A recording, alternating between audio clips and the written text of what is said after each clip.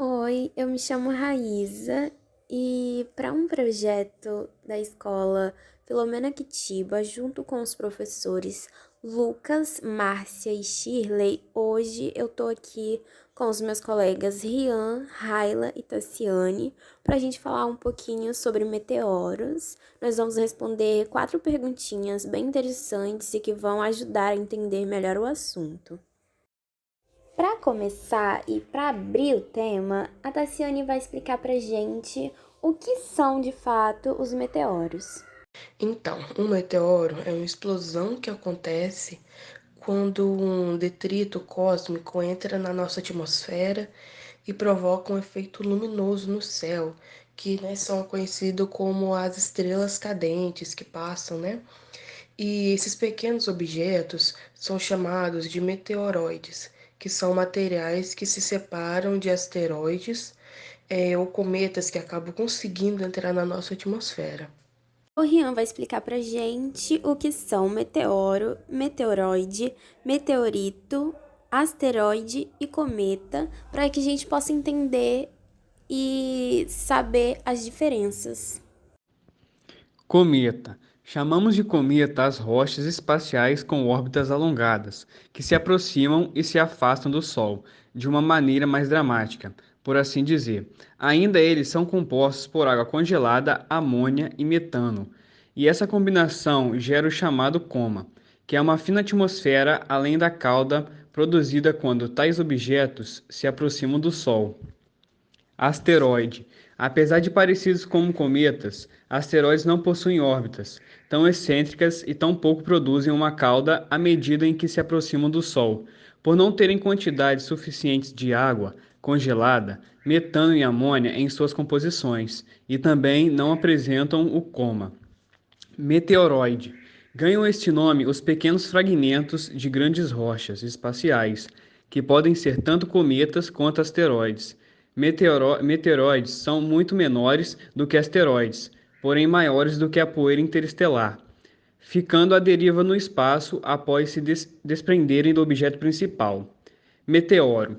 Qualquer objeto que, ao entrar na atmosfera da Terra, gerando um rastro luminoso no céu, pode ser chamado de meteoro.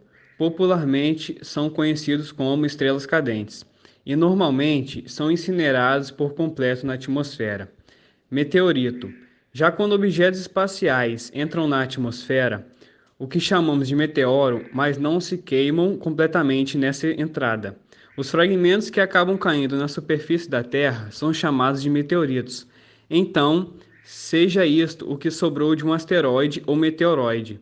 O nome de qualquer rocha proveniente do espaço que se chocou com o nosso planeta e foi encontrado na superfície é meteorito. Olha como, apesar das semelhanças, cada um tem suas particularidades, né? Bom, agora a Raila vai falar um pouquinho pra gente do que a gente pode aprender estudando sobre os meteoros. Sabemos então que os meteoritos são viajantes espaciais que aterrissaram com muito ou pouco estrago na nossa superfície. Com certeza, um desses eventos mais conhecidos é o que desencadeou mudanças súbitas e desfavoráveis para a vida na Terra, há 66 milhões de anos no período Cretáceo. Essa rocha era gigantesca e causou grande devastação da fauna e flora presente, acarretando a extinção dos dinossauros. Essas ocorrências são bem raras. A grande maioria das rochas que atinge o solo são muito pequenas e causam poucos estragos. Por serem rochas extraterrestres, os meteoritos podem confirmar a existência de outros corpos celestes que possuem características semelhantes às da Terra. Eles representam alguns dos diversos materiais que formaram planetas há bilhões de anos. Ao estudar sua composição, podemos aprender sobre quais condições o sistema solar já esteve, bem como seus processos, incluindo idade e composição de diferentes corpos celestes, e estimar até mesmo as temperaturas da superfície e no interior dos asteroides. Para finalizar, eu escolhi a seguinte pergunta para responder a vocês. Por que eles se concentram principalmente entre Marte e Júpiter? Isso tem a ver com estabilidade gravitacional? Por conta da interação gravitacional dos planetas gigantes gasosos.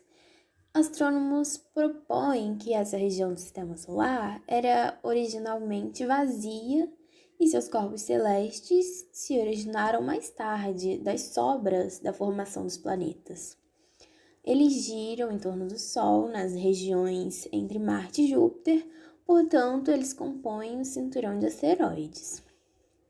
Não se sabe ao certo a origem dessa concentração de asteroides, mas as teorias mais aceitas dizem que havia uma quantidade muito maior de matéria nessa região, nos primórdios do Sistema Solar, e por algum motivo, 99% dela teria sido expelida dali. Os astrofísicos André e Sem propuseram uma teoria para explicar a formação desse cinturão entre Marte e Júpiter.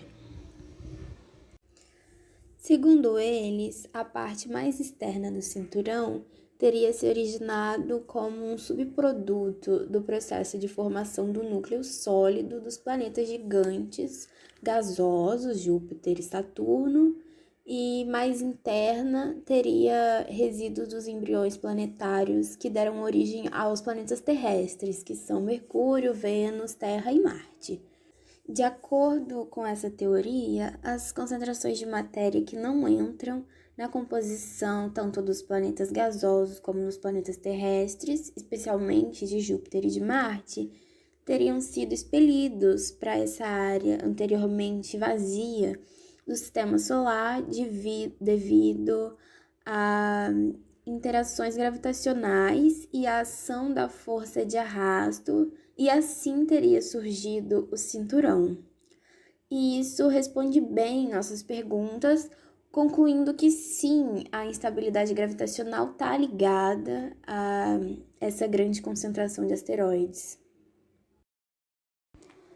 Então é isso, espero que tenhamos sido claros e obrigado por ouvirem.